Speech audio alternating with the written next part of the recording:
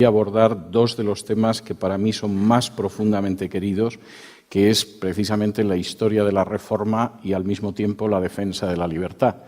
Créanme que no exagero si les digo que yo mismo soy incomprensible sin una referencia a los valores bíblicos que recuperó la Reforma y soy absolutamente imposible de entender sin una referencia a la defensa y a la lucha por la libertad. Y me encanta que me propusieran un tema en el que se conjugan esos dos aspectos. Voy a empezar contándoles una historia.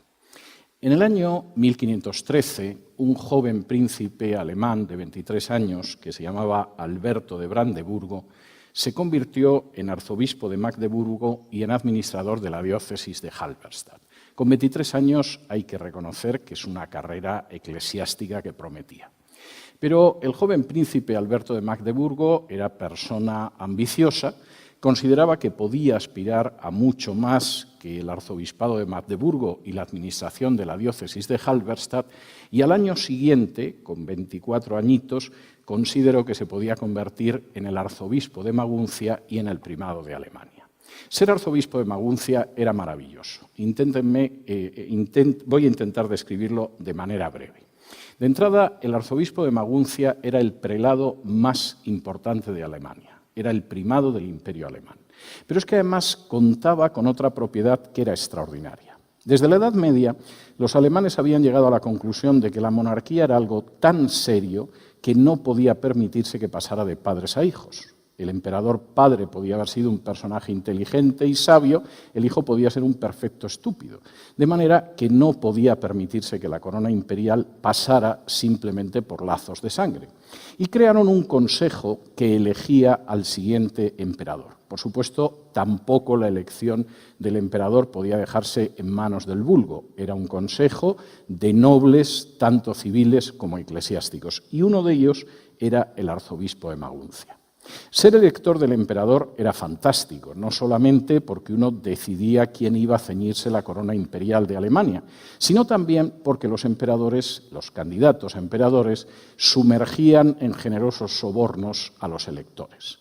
De hecho, Carlos I de España finalmente fue elegido emperador de Alemania porque contaba con el respaldo de los metales preciosos de las Indias.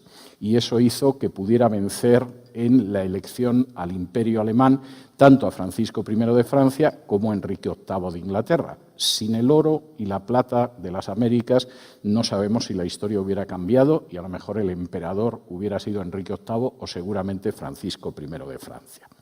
El problema para que el jovencísimo Alberto de Brandeburgo pudiera ser tantas cosas a la vez, que eran muchas, es que el derecho canónico, el derecho eclesiástico, lo impedía. Eso era una acumulación de oficios, de cargos eclesiásticos, que no podía aceptarse legalmente. Pero Alberto tenía mucho interés en ser primado de Alemania, arzobispo de Maguncia y no dejar de ser todo lo que era. Y finalmente, dentro de esa línea comprensiva que podían tener los papas, el Papa le ofreció una salida.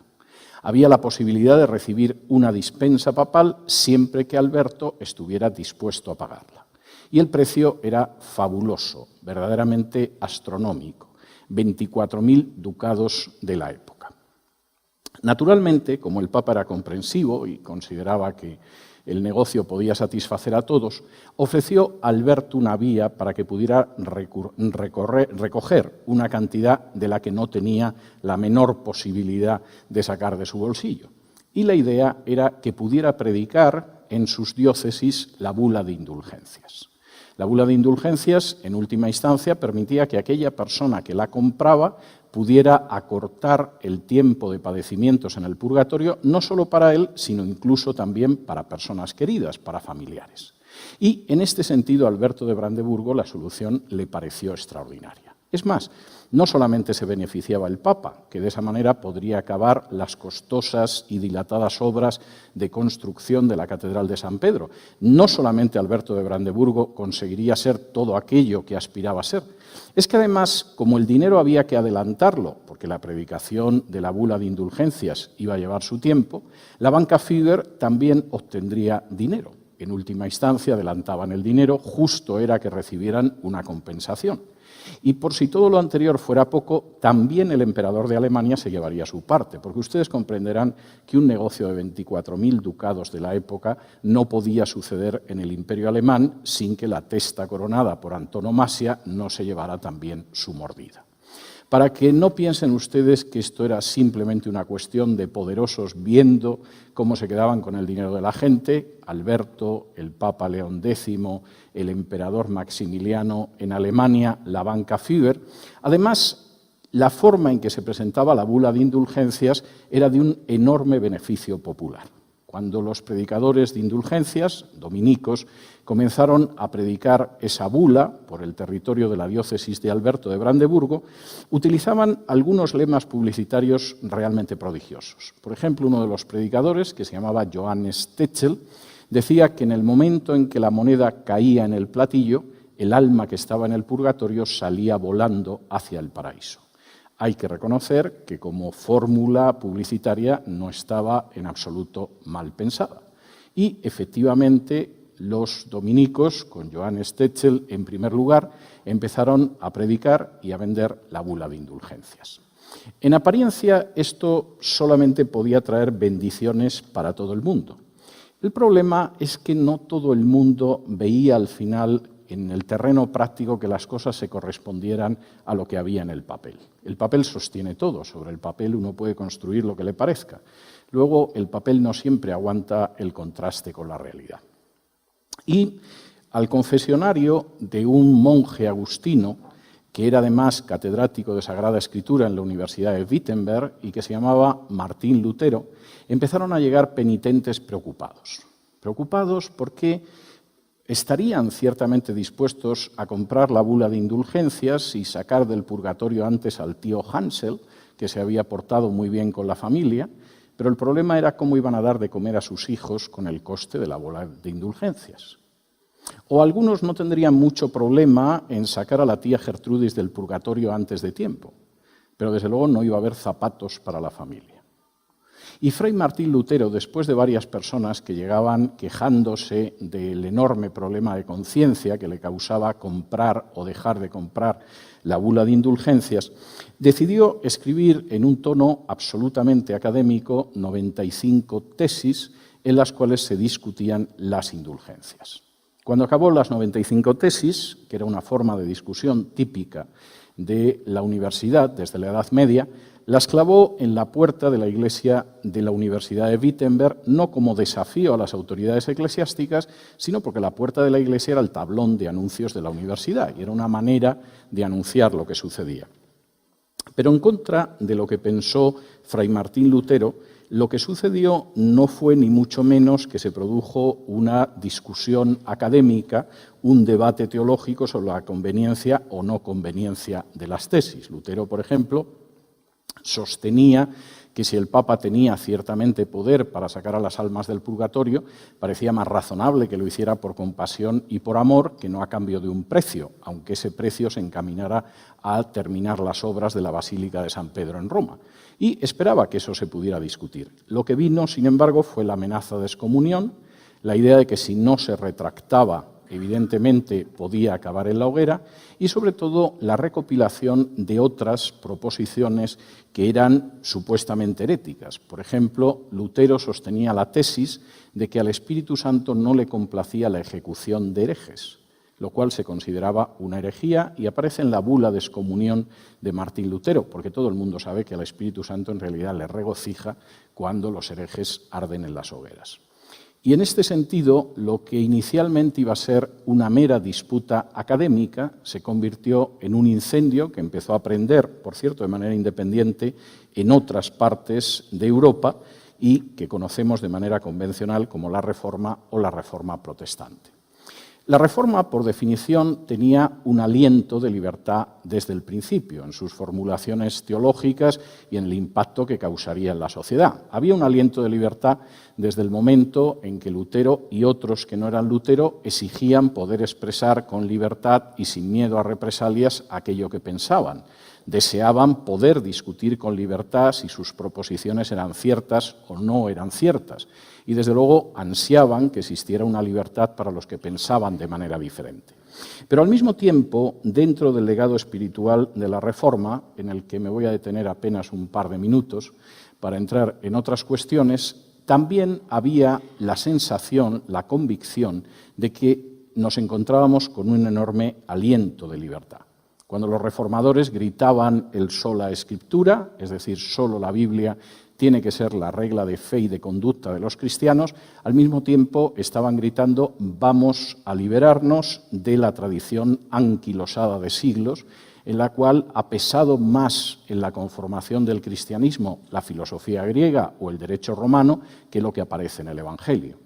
Cuando los reformadores gritaban sola gracia, es decir, la salvación no es algo que el ser humano merece por sus obras, por la celebración de ceremoniales, por el seguimiento de ritos, por sus propios méritos, sino que la salvación es algo que Dios ha ganado a través de la muerte de Jesús en la cruz y que se ofrece gratuitamente al que quiere acogerse a la misericordia de Dios, al mismo tiempo se estaba gritando liberémonos de todas las tradiciones que se han ido acumulando durante la Edad Media, liberémonos de la idea de que determinadas ceremonias conducen al hombre al cielo, liberémonos incluso del tráfico de indulgencias. Y por supuesto, cuando en última instancia la Reforma afirmaba solo Cristo, es decir, coloquemos a Cristo en el centro de la vida cristiana, al mismo tiempo estaba diciendo liberémonos de toda esa inmensa pléyade de seres intermedios entre Dios y el hombre que parece ser que Dios los escucha con más facilidad que a su propio Hijo Jesucristo. Estos son aspectos meramente teológicos y meramente funcionales en cuanto a la necesidad de expresarse con libertad. Pero la enorme autonomía espiritual que exigía la Reforma, la ruptura del sistema medieval, incluso se encaminó con relativa rapidez hacia el reconocimiento de la libertad religiosa. Suele ser habitual que los estudiosos en los derechos humanos digan que las primeras declaraciones de reconocimiento de un derecho incluyeron el derecho a la libertad religiosa antes que otros derechos y que, por supuesto, se debieron al triunfo de los protestantes en los enfrentamientos religiosos. La Paz de Augsburgo de 1555 reconoció el derecho a la libertad religiosa con todos los límites y matices que se quiera, lo cual hubiera sido imposible si hubiera sido el papado el que hubiera triunfado. Y la Paz de Westfalia en 1648 siguió reconociendo ese derecho a la libertad religiosa, que por el contrario en el mundo católico no alcanzó un pleno reconocimiento hasta el Concilio Vaticano II, ya en la segunda mitad del siglo XX. Pero al mismo tiempo, la Reforma, precisamente porque recuperó una cosmovisión y una serie de valores, fue en su concepto de la libertad mucho más allá de cuestiones espirituales o relacionadas con el ejercicio de la religión. Por ejemplo, la Reforma, y esto es algo verdaderamente importante, me parece que es uno de los elementos auténticamente importantes, implicó la libertad de la ignorancia. En el año 1536, año que, en fin, no tiene necesariamente por qué sonarles, pero les puedo asegurar que sucedieron cosas muy interesantes, se produjo un acontecimiento que no tenía precedentes en la historia universal. En 1536, en la ciudad protestante de Ginebra, se abrió la primera escuela pública, gratuita y obligatoria. La educación no quedaba limitada a los clérigos, la educación no quedaba limitada a las élites, la educación tenía que alcanzar a todo el mundo. Y la razón era instrumental y obvia. Se puede ser católico, se puede ser analfabeto y se puede ser santo. No es que se recomiende ser analfabeto para ser santo, ni mucho menos, pero hay santos analfabetos. Fray Martín de Porres no hizo nada más que empujar una escoba a lo largo de su vida, suponemos que con santidad, y fue elevado a los altares. Y evidentemente no necesitaba leer y escribir para llegar a los altares. El punto de vista de la Reforma se sentía absolutamente horripilado ante esa posibilidad. La Reforma insistía en que había que regresar a la Biblia, pero ¿cómo se puede leer la Biblia, meditar la Biblia, estudiar la Biblia, si uno no sabe leer y escribir? De manera que forzosamente había que impulsar el sacar a la masa de la población, no solo a la élite, no solo al clero, de la ignorancia, y eso implicaba la educación. En el año 1547, apenas una década después de la creación de esa primera escuela pública obligatoria y gratuita de la historia, la Confesión de Fe escocesa estableció, aparte de sus referencias a la Trinidad, a los sacramentos, a la salvación o al juicio final, la obligatoriedad de abrir escuelas en los medios rurales. La única manera de que la gente pudiera conocer la Biblia es que efectivamente aprendiera a leer y escribir.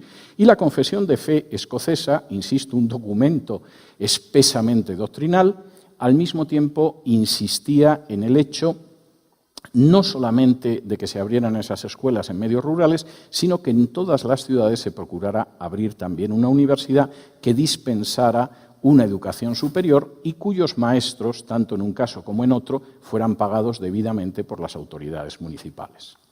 En el curso de los siglos siguientes, ese impulso educativo que significó la Reforma no siempre transcurrió por la vía pública. Muchas veces, por ejemplo, en el mundo anglosajón predominó mucho más el aspecto privado. Y las universidades que todavía siguen estando a la cabeza de todas en el mundo, Yale, Princeton, Harvard, fueron universidades creadas por puritanos que efectivamente consideraban que la enseñanza era extraordinariamente importante y no solamente para el cultivo de las élites o del clero.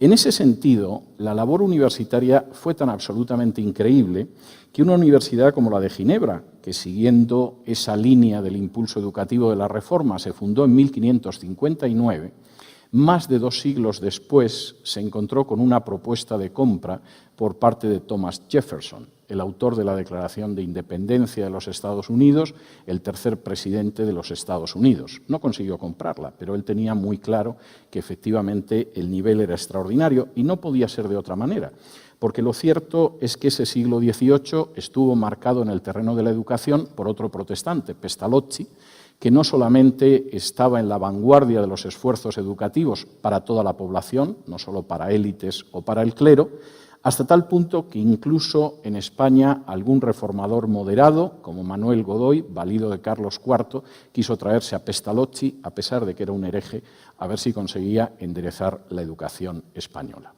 La educación era enormemente importante para la Reforma y eso marcó una diferencia entre naciones.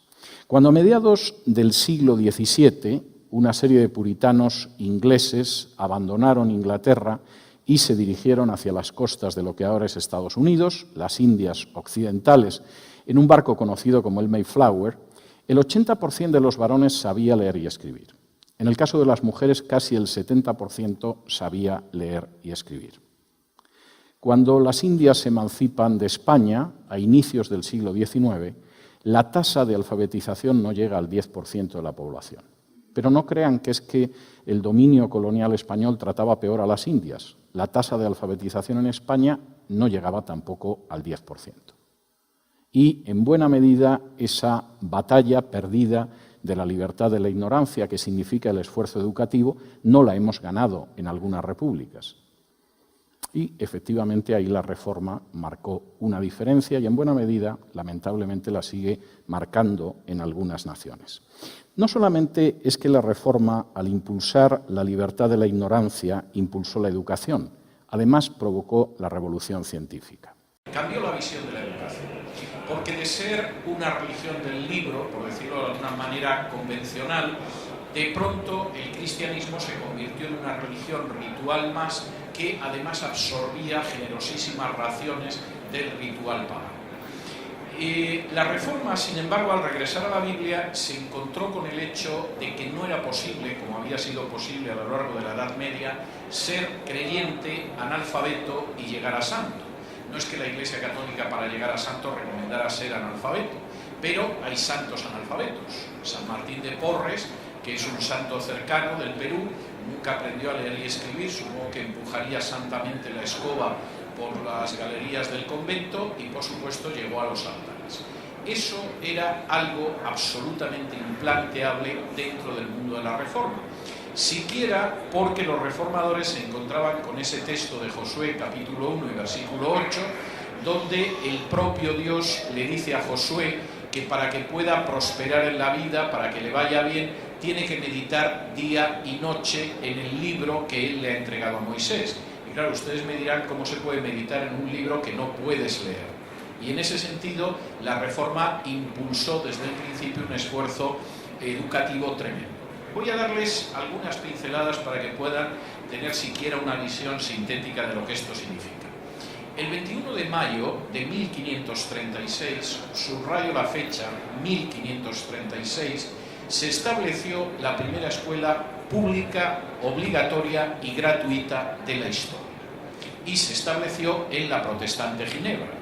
¿Por qué en la Protestante Ginebra? Pues porque en la Protestante Ginebra eran conscientes de que la Biblia tenía que llegar a todo el mundo, no solo a los clérigos o no solamente a las élites que regían la sociedad, sino a toda la población. Y a menos que se enseñara a la población desde la infancia a leer y escribir, no había la menor posibilidad de que pudieran acceder a las escrituras. Esto no fue algo que se limitara a la Protestante Ginebra. En 1547, en la Confesión de Fe escocesa, que como su propio nombre indica era una confesión de fe, es decir, se habla de la doctrina de la divinidad, se habla de la Trinidad, se habla de los sacramentos, se habla del juicio final. En esa confesión de fe se recogían dos disposiciones que eran muy importantes desde el punto de vista educativo. La primera era que en todas las poblaciones rurales se tenía que abrir una escuela. Y en ese sentido, aparte de que era muy importante para los teólogos de la confesión de fe escocesa que la gente supiera lo que era la Trinidad o la justificación por la fe, además en todos los pueblos, en todas las poblaciones rurales, había que establecer una escuela. Y en todas las ciudades, junto con esas escuelas primarias, había que establecer una universidad con un superintendente que además estuviera pagado para que lo pudiera llevar a cabo como es debido. Este esfuerzo fue un esfuerzo de carácter alfabetizador y de carácter educativo que empezó a dar unos frutos extraordinarios en muy pocos años. Por ejemplo, en 1559, en esa Ginebra donde se había establecido la primera escuela pública, gratuita y obligatoria de la historia, se estableció una universidad que inmediatamente empezó a superar a otras universidades europeas que venían desde la Edad Media, simplemente porque la visión de la educación, en la que luego me detendré, era una visión muchísimo más amplia. La Universidad de Ginebra, de hecho, llegó a ser tan importante que aproximadamente 2 siglos después, un norteamericano que llegaría a ser presidente de los Estados Unidos y que se llamaba Thomas Jefferson, quiso comprar la Universidad de Ginebra y llevársela a Estados Unidos.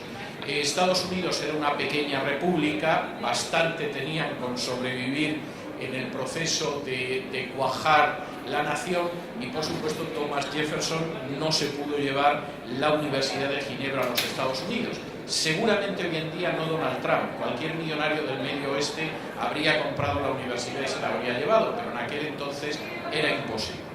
En cualquiera de los casos, y esto sí que es enormemente interesante, el esfuerzo universitario tuvo unas consecuencias verdaderamente tremendas, como es el hecho de que las grandes universidades todavía de hoy en día las establecieron reformados en el norte de América.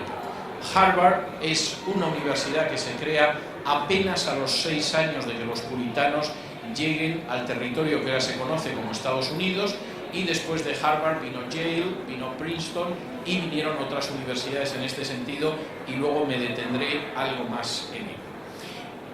De alguna manera esto tenía una enorme lógica y les voy a dar una cifra que resulta, yo creo que bastante clara.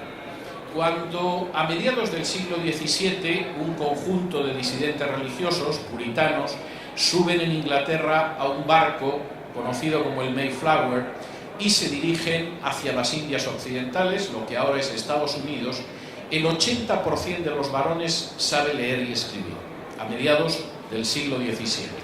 El 70% de las mujeres sabe leer y escribir. La cifra era muy buena para la época, pero tengo que decirles que en otros medios protestantes se había superado. A mediados del siglo XVII, entre los cuáqueros, el 100% de los hombres, el 100% de las mujeres sabía leer y escribir. Se consideraba que era normal. Para que se hagan una idea de lo que significó ese impulso reformado en la educación, baste decirles que cuando a inicios del siglo XIX Hispanoamérica decide emanciparse del Imperio Español, la tasa de alfabetización en Hispanoamérica no llega al 10%. Eso, por supuesto, 2 siglos, siglo y medio aproximadamente después de que los puritanos del Mayflower llegaran al norte del continente. Pero no crean ustedes que era porque el Imperio Español trataba especialmente mal a lo que se conocía como los españoles del otro hemisferio, es decir, a los hispanoamericanos. No, la tasa de alfabetización en España tampoco llegaba al 10%. Era la misma cultura hispano-católica que consideraba que la educación estaba bien para algunos clérigos, para las élites dominantes, pero por supuesto era perder el tiempo el enfrentarse con esa situación. Las primeras leyes educativas que se conocen en el mundo católico ya son de la segunda mitad del siglo XIX, mientras que las primeras leyes educativas en el mundo de la Reforma son de la primera mitad del siglo XVI. Nosotros tuvimos que esperar hasta el siglo XIX. En el caso de la Argentina, la primera ley, además de educación universal, gratuita y obligatoria, fue de 1884. Entre 1884 y 1536 median casi 3 siglos y medio, no es poca diferencia. Y por cierto, tengo que decir que la ley, que se debe a Julio Argentino Roca, tuvo una oposición feroz por parte de la Iglesia Católica. Los obispos argentinos se resistían a una ley de educación pública, gratuita y obligatoria, pero incluso el nuncio de su santidad protestó contra la ley 1420, considerando que era indigna. No es que los obispos de Argentina fueran más terribles, no, pasó igual en España. En España la primera ley educativa es apenas unos años antes de la Argentina, es la ley Moyano, y tuvo una resistencia feroz de los obispos españoles, que por ejemplo utilizaron argumentos del tipo de que una ley de educación obligatoria no respetaba la libertad de los padres, porque a lo mejor los padres querían que los hijos fueran analfabetos, y si querían que fueran analfabetos, ¿por qué se lo iba a impedir el Estado? De manera que en ese sentido eso implicó una diferencia educativa entre el mundo de la Reforma y el mundo de la Contrarreforma verdaderamente espectacular. La ley española es de 1857, o sea que, como ven ustedes, no anduvimos a mucha distancia de la nación hermana argentina. Esa visión de la educación, que en el caso de la Reforma provocó un esfuerzo educativo inmediato, y sin embargo en aquellos países que quedaron en la esfera de la Contrarreforma, pues prácticamente hasta las revoluciones liberales es algo que ni se plantea. La idea de una educación pública, gratuita y obligatoria no está en absoluto en esa cosmovisión católica. Tuvo además otra consecuencia enorme en el terreno de la investigación científica. Es que además la Reforma tuvo una visión de la educación que a mí me parece extraordinaria, y voy a intentar dedicar los últimos minutos, antes de cederles a ustedes la palabra, a algunos de esos aspectos por los que la Reforma tiene una visión absolutamente extraordinaria que deberíamos de esforzarnos de recuperar en el caso, por ejemplo, de las iglesias evangélicas. Por ejemplo, la Reforma era absolutamente enemiga del anti-intelectualismo. Hay una posición muy extendida, lamentablemente, en el pueblo de Dios, en el sentido de que cuanto más ignorantes seas, mejor. Parece ser que la ignorancia es un caldo de cultivo especial para que prenda la acción del Espíritu Santo. Esto es algo que tiene largos antecedentes. Tertuliano, personaje encantador del que hablamos esta mañana al hablar de su visión de la mujer, para echarse a temblar, entre otras cosas, articuló un dicho que era credo quia absurdo, es decir, creo porque es absurdo, y se quedó tan contento. Es decir, cuanto más absurdo, disparatado e irracional sea algo, pues yo creo más en ello. Y supongo que estaba muy orgulloso de esa visión. Y por supuesto hay una visión antiintelectual. La Reforma tenía claro exactamente todo lo contrario. El hecho de que efectivamente saber, educarse, formarse, era un desafío que había que satisfacer. Permítanme que les dé algunas pinceladas en este sentido. Por ejemplo, John Preston, uno de los grandes teólogos puritanos, decía: yo no niego que un hombre pueda tener mucho conocimiento y carecer de la gracia, pero por otro lado no puedes tener más gracia del conocimiento que tienes. Es decir, es verdad, hay gente sabia que su situación espiritual es deplorable, pero no nos engañemos. Es muy difícil profundizar en ciertas áreas de la vida cristiana cuando se conoce y cuando se desconoce, cuando no se tiene un determinado conocimiento.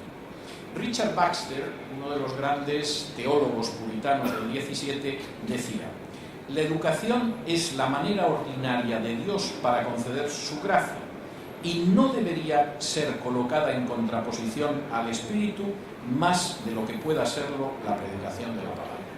Es decir, no seamos tan asnos como para pretender que la educación es algo que se contrapone con el Espíritu. La educación no se contrapone con el Espíritu más de lo que se puede contraponer la Biblia. Eso es absolutamente absurdo.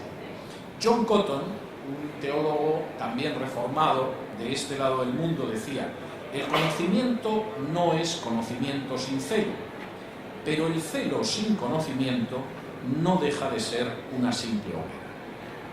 De manera que es verdad, un conocimiento que carece del calor espiritual puede ser un conocimiento frío y sin mucha utilidad.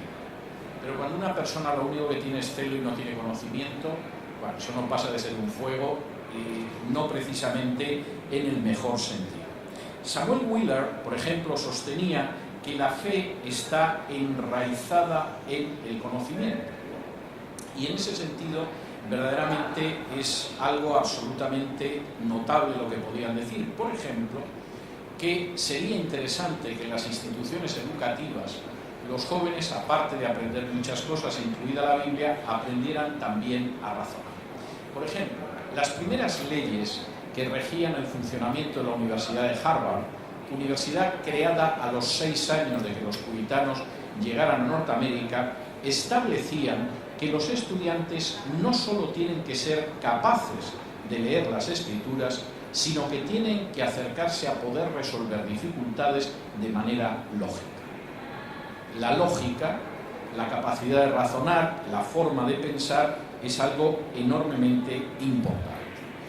Esa visión contra el antiintelectualismo, y eran absolutamente contrarios al antiintelectualismo, les llevaba también a tener muy mala impresión de la ignorancia.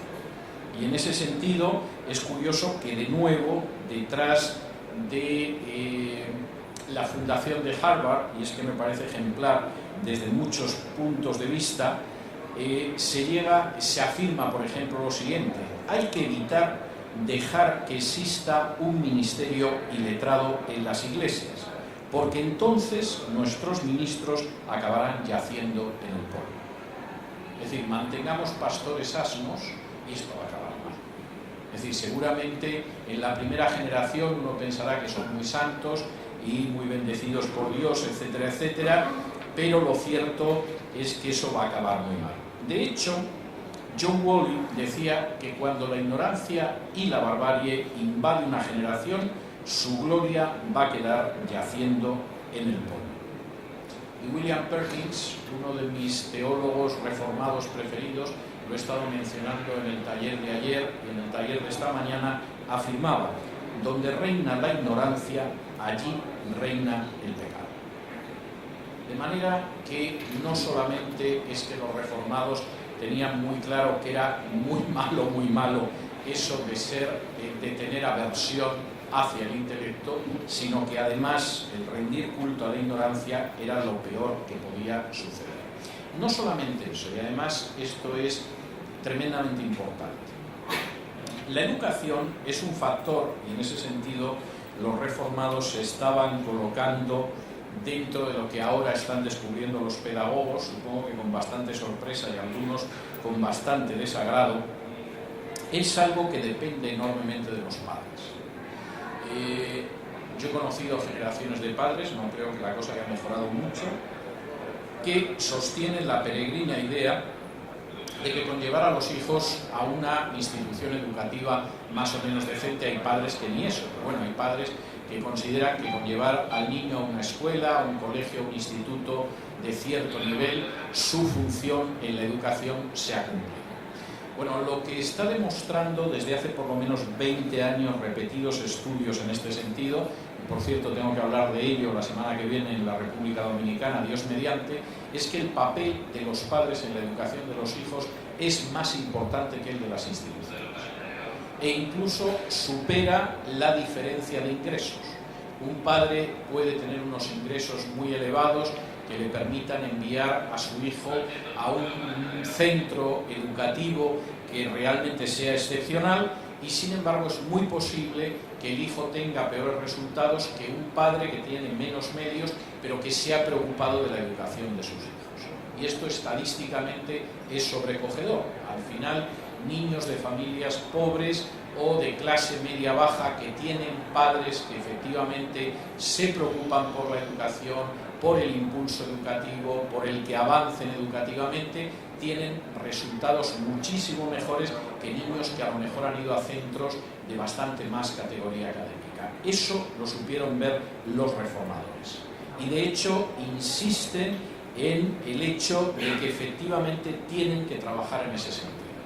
Por ejemplo, uno de los predicadores ingleses más interesantes del 17, que se llamaba Thomas Gateacre, decía lo siguiente: que los padres aprendan aquí cómo tienen que encauzar la educación de sus hijos. No solamente tienen que ocuparse de proveer para ellos económicamente, sino que tienen que esforzarse para entrenarlos en una sabiduría y en una discreción que sea verdadera. La educación depende en buena medida de los padres, y creo que uno de los grandes problemas de los sistemas educativos actuales es que esto ha permitido que algunos se olviden de ello. ¿Cuál debería ser el contenido de la educación? Y este es otro tema, por supuesto, enormemente importante. Por supuesto, para los reformadores, el contenido de la educación tenía que incluir, en primer lugar, el conocimiento de las Escrituras. Esto era una cosa que no tenía en absoluto duda.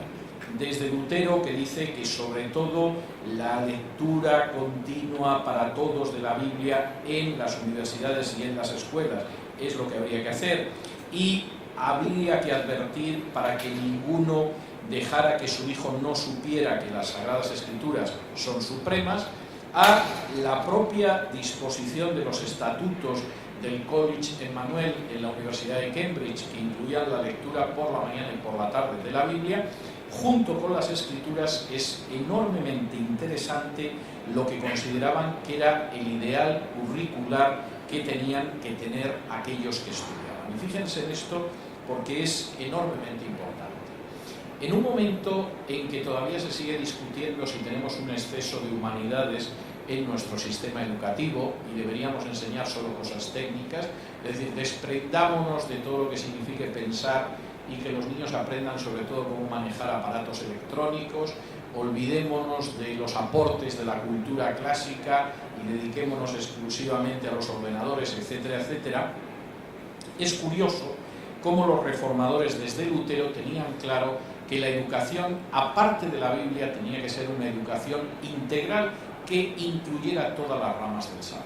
Y de una manera que en aquel momento era revolucionario, y a mí me da mucha pena que pedagógicamente se haya olvidado. Por ejemplo, y fíjense que esto es interesante, Lutero, escribiendo a los alcaldes de Alemania, aquella gente que tenía una responsabilidad educativa en las ciudades, decía lo siguiente: si tuviera hijos, haría que estudiaran no solo lenguas e historia, sino también canto y música junto con el conjunto de las matemáticas. Los antiguos griegos entrenaron a sus hijos en estas disciplinas y de esa manera se convirtieron en gente de una capacidad maravillosa que servía para todo. Esto lo escribía Lutero. Si yo tuviera hijos, llegó a tenerlos, pero en aquel entonces todavía no los tenía y no se había casado todavía, no solamente me preocuparía de que supieran lenguas e historia, sino también artes como la música y ciencias como las matemáticas. Es una visión integral de la educación, que incluye el arte, las ciencias y las humanidades. Yo personalmente no creo en un sistema educativo que no intente cubrir todo eso, pero desde luego Lutero no pensaba que con la Biblia solo bajo el brazo tirabas por este mundo. Si yo tuviera hijos, mis hijos estarían educándose en el arte, en las ciencias y en las humanidades, porque de esa manera estarán dispuestos a todo. Robert Cleave, otro de los teóricos además de la educación en el mundo de la Reforma, escribía: cuanto más habilidad y conocimiento tenga un estudiante en las ciencias liberales, antes aprenderá cuál es su ocupación y lo hará con más gusto, y así le sucederá. La manera en lo que esto significaba, y de nuevo les voy a poner como ejemplo la Universidad de Harvard, es extraordinario. Si yo en estos momentos presidiera una universidad, que no es el caso y Dios me libre de ese cáliz, pero si fuera el caso, yo realmente absorbería una educación, una universidad cristiana, quiero decir, absorbería un inicio, por lo menos en los primeros años de educación, de acuerdo a esto. Fíjense la disposición en Harvard. Porque aparte de que la gente leía la Biblia y se suponía que era recomendable que conociera los lenguajes originales bíblicos y que expusiera la teología, los estudiantes también debían estudiar matemáticas, astronomía, física, botánica, química, filosofía, poesía, historia y medicina. Lo cual es una formación integral, supongo que ahora habría que añadir electrónica y ordenadores, algo así, pero reconozcan ustedes que la visión de la educación es magnífica y esa es la base para que Harvard siga siendo lo que es, pero es la base del gran desarrollo educativo y científico en países que de alguna manera tienen esa base de la reforma. No solamente eso, la insistencia era que no se cayera en el inmenso pecado de pensar que la única educación que se necesita es la Biblia. Samuel Rutherford, de nuevo un teólogo puritano, decía: es falso que la Escritura solo, como enfrentada a la ley de la naturaleza, puede dirigirnos hacia el cielo. Una no excluye a la otra. Y en ese sentido, realmente las posibilidades que había eran tremendas. Y los predicadores esto se lo decían a los chicos para que lo hicieran, pero luego ellos no estaban por ahí. No, crean ustedes que los grandes predicadores tenían un conocimiento verdaderamente enciclopédico. Hoy en día hay una ignorancia enciclopédica, empezando por los políticos. Casi no hay una cosa que aparezca en una enciclopedia que no ignoren, pero en este caso era lo contrario. Lo que había era un saber enciclopédico.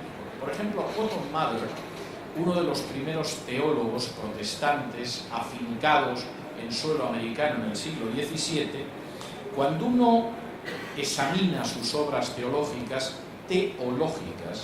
aparecen citas de más de 300 autores clásicos. Es decir, leía. Les menciono algunos: Aristóteles, Catón, Tito Livio, Homero, Ovidio, Plutarco, Virgilio o Tácito estaban precisamente entre la gente que podía citar Cotton Mather sin ningún problema. ¿Por qué? Porque de pronto en un momento determinado estás predicando a la congregación y queda muy bien decir: el filósofo griego Platón afirmaba no sé qué.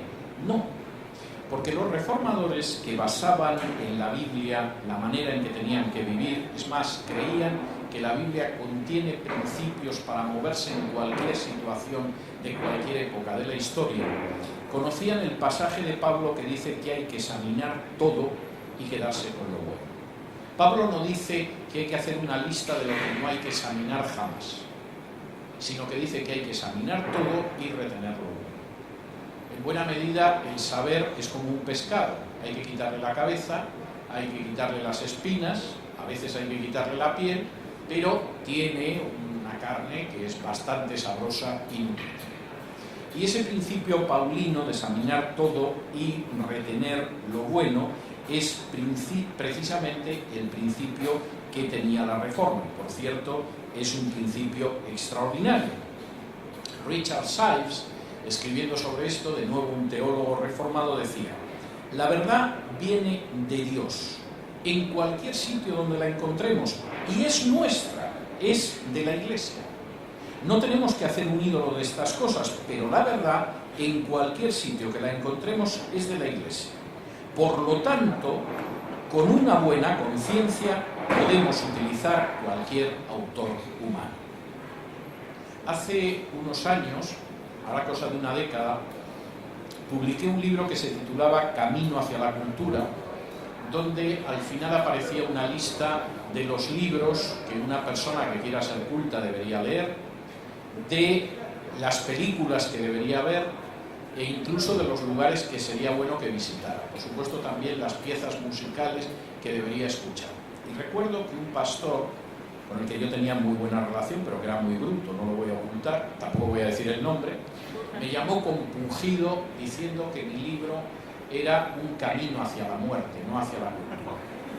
Porque en la medida en la que yo recomendaba a la gente leer ciertas lecturas, les puedo asegurar que no estaba incluido el Playboy ni nada de este tipo, no piensen ustedes mal, ¿no? Pero en la medida en que yo recomendaba a la gente leer ciertas lecturas y ver determinadas películas para comprender la cultura de su tiempo, etcétera, la estaba guiando por un camino de muerte.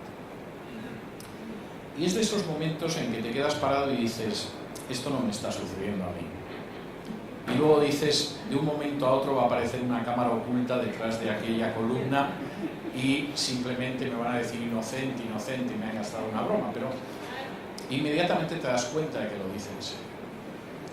Seguramente estaba muy convencido de que su actitud era muy piadosa, pero ni era bíblica, ni era la actitud que, a Dios gracias, tuvieron los reformadores. Y en ese sentido, desde luego, la lección que ellos daban era tremenda, porque eso implicaba que de alguna manera la ciencia, el conocimiento es bueno.